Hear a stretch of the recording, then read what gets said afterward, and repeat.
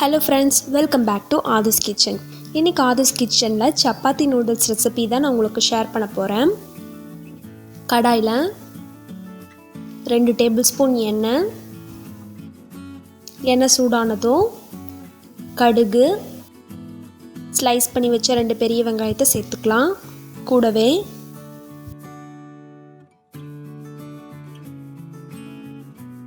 மூணு பச்சை மிளகாய்,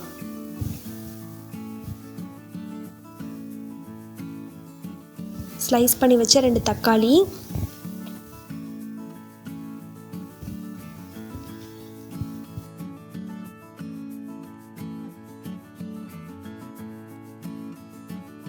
இப்போ தக்காளி நல்லா வதங்கிருச்சு. இதில் காய்களை சேர்த்துக்கலாம். ஸ்லைஸ் பண்ணி வச்ச ஒரு கேரட், 1 கப் அளவுக்கு கோஸ், தேவையான அளவு உப்பு, 1/2 டேபிள் ஸ்பூன் மல்லித்தூள், 1/4 டேபிள் ஸ்பூன் மஞ்சத்தூள். இதை நல்லா கலந்து விட்டுறலாம்.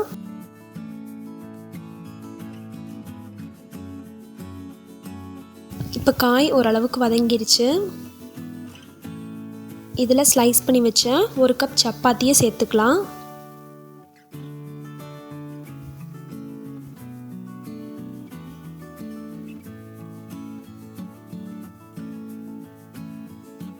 ரெண்டு நிமிஷம் இதில் நல்லா வதங்கினதுக்கப்புறம் நம்ம ஸ்டவ் ஆஃப் பண்ணிடலாம். பாருங்கள், இப்போ சப்பாத்தி நூடுல்ஸ் ரெடி.